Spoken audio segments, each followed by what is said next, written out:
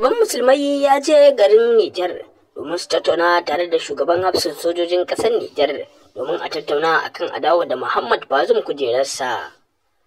Masu sauraro ku biyo mu don jin cikakkun rahotannin yadda shugaban musulmai ya je ƙasar Nijar yadda ya tattauna da sojojin ƙungiyar ƙasar Nijar. Sojojin ƙasar Nijar sun ce ba za su dawo da Muhammad Bazoum kujerarsa ba saboda akwai wasu 'yan dalilai.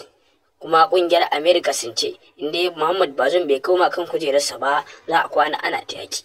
Dalilin da ya sa shugaban musulmai ya je garin Nijar domin a sasanta su dawo da Muhammad Bazoum kujerarsa. Har yanzu dai tattaunawar tasu bata fito da wata sakamako mai muhimmanci ba.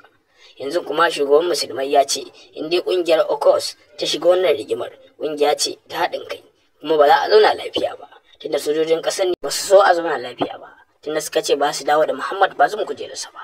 Haka dai kungiyar musulmai ta jiga. Shugaban sarkin musulmai kuma ya kara da cewa duka abubuwan da yake faruwa sojojin ƙasar ne da ba sa so a zauna lafiya. Yanzu kuma ya je domin a sulhunta a dawo da Muhammad Bazoum kujerarsa. Har ila yau dai kungiyar dai ta sojojin ƙasar Nijar sun ce ba su ba Muhammad Bazoum kujera ba. Har yanzu kuma ƙasar Amerika sun ce in dai Muhammad Bazoum bai koma kan kujerarsa ba za a yi ta ɗan ƙaramin yaki. Yanzu kuma sarkin musulmai ya tattauna da shugaban sojojin ƙasar Nijar ya ce mai ya haƙuri ya dawo da Muhammad Bazoum kujerarsa saboda a zauna zaman lafiya. Har yanzu kuma ƙasar Nijar suna cewa Muhammad Bazoum laifinsa guda ɗaya ne da ya ce zai canja kuɗi kuma an daina musu mulkin kama karya. Kuma sarkin musulmai ya ƙara da cewa tun da ya faɗa haka ai ba laifi ba. Yanzu kuma sarkin musulmai ya kira ƙungiyar OCOS domin su ma su zo a tattauna da su akan a dawo da Muhammad Bazoum kujerarsa saboda wannan rigimar da ake yi ta isa haka. Tunda Amerika suka ce za su kawo ƙungiyar Nijar hari, har yanzu kuma ba su kawo ba, suna nan suna dako.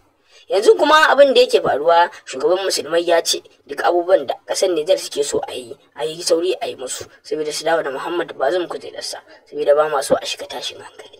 Kuma shugaban sojojin ƙasar Nijar ya ce in dai shugaban musulmai ya fahimce shi za su zauna lafiya da ƙasar Amerika kuma za a dawo da Muhammad Bazoum kujerarsa.